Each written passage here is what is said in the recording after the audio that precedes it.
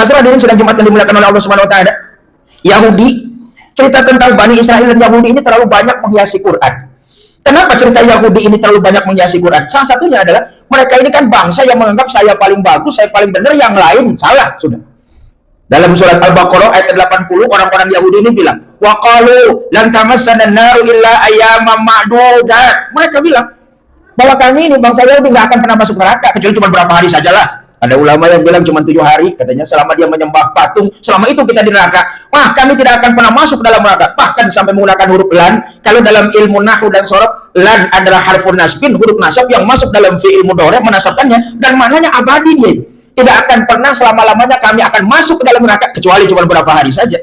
Lantas ucapan orang Yahudi yang mengklaim dia paling baik ditegur oleh Allah, sampaikan kepada mereka. Qul, katakan Muhammad kepada orang Yahudi yang mengklaim kami paling baik, kami masuk surga, kami paling hebat. Qul attakhaltum indallahi ahdan fala yukhlifallahu ahdah. Katakan kepada mereka, apakah kalian sudah mengambil janji dengan Allah dengan kalimat demikian? Atau antaqulu 'alallahi ma la ta'lamun. Kamu cuma ngomong sesuatu yang kamu nggak tahu sebenarnya hakikatnya. Cuma ngomong doang, saya dekat Allah. Ngaku gampang, diakui yang susah. Saya ngaku dengan dekat dengan orang itu, tapi belum tentu orang yang saya akui dekat dengan saya adalah orang yang benar-benar dekat dengan saya. Ngaku gampang itu. Sehingga akhirnya, bukankah seringkali kita merasa khawatir, ulama-ulama dulu bahkan khawatir, sehingga cukuplah Yahudi ini jadi cerita menghias Quran. Kalau mau melaksanakan ibadah, kita ingin dekat kepada Allah sudah, kita tidak ingin berkata bahwa orang lain jauh, sayalah paling benar. Dan tolong jangan bawa-bawa nama Tuhan. Nabi saja tidak suka. Siapa yang mengatasnamakan aku, dia bicara seolah-olah aku ngomong begitu padahal aku tidak, siap-siap tempatnya di neraka sudah. Bukankah selevel Nabi saja tidak suka namanya dicatut? Apalagi Allah Subhanahu wa taala yang bebas dan tidak ada sedikit pun celah, dicatut namanya hanya demi kepentingan politik, kepentingan agama, kepentingan bangsa atau kepentingan yang sifatnya lebih remeh dari apa yang saya sebutkan tadi. Masalah hadirin sedang Jumat yang dimuliakan oleh Allah Subhanahu wa taala, sehingga akhirnya kalau orang menganggap saya lebih baik, Allah dekat dengan saya, maka akan lahirlah orang-orang sombong.